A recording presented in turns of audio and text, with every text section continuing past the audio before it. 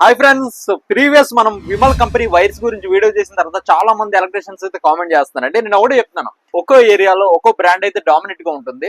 మనం ఒక బ్రాండ్ ని ఎనీ టైం యూజ్ చేసినప్పుడు అదే బ్రాండ్ టాప్ అని మనం ఎగ్జాక్ట్ గా అనుకోలేము. ఎందుకంటే బయటకు వచ్చి మార్కెట్ లో ఎన్ని వైర్స్ ఉన్నాయి, ఎన్ని వైర్ క్వాలిటీ ఏంటని మనం ఒకసారి చెక్ చేసుకోవాలి. ఎనీ కంపెనీ చూసుకోండి, ఒకసారి నెట్ వైట్ చూసుకోండి, 1240 12 and 5 చూడండి. ఎనీట్ కంపెనీ చూసుకోండి, 1.0 ఇవన్నీ 1.0లో. ఒకసారి 1.0 జూమ్ చేసుకోండి, ఓకేనా. 1300 చూసుకో ఒకసారి.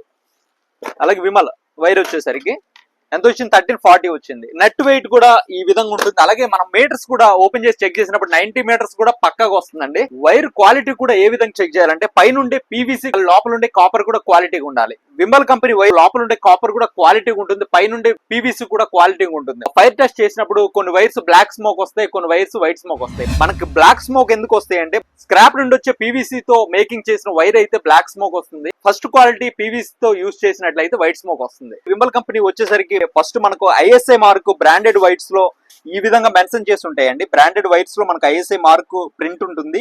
అలాగే మనకు 1.5 గానీ 1.0 గానీ 4 స్క్వేర్ గానీ దీంట్లో మెన్షన్ చేసి ఉండాలి. ఈ విధంగా బ్రాండెడ్ వైట్స్ కానప్పుడు క్వాలిటీ లెస్ వైర్ స్లీవ్ ఇన్సులేషన్స్ ఫ్రీగా రాదండి. కస్టమర్స్ గురించి ఏ విధంగా క్వాలిటీస్ మేకింగ్ చేస్తారో, ఎలక్ట్రీషియన్ బెనిఫిట్స్ గురించి కూడా అదే విధంగా చేస్తూ ఉంటారు. డీలర్స్ గానీ, డిస్ట్రిబ్యూటర్స్ గానీ, ఎలక్ట్రీషియన్స్ గానీ బౌండింగ్ అయితే ఉంటుందండి. ఒక ఎలక్ట్రీషియన్ కంప్లీట్ చేసినప్పుడు వెంటనే రెక్టిఫై చేయడానికి అయితే విమల్ కంపెనీ ట్రై చేస్తుంది. ఇలాంటి మరిన్ని ఇన్ఫర్మేటివ్ వీడియోల కోసం మన ఛానల్ సబ్స్క్రైబ్ చేసుకోండి.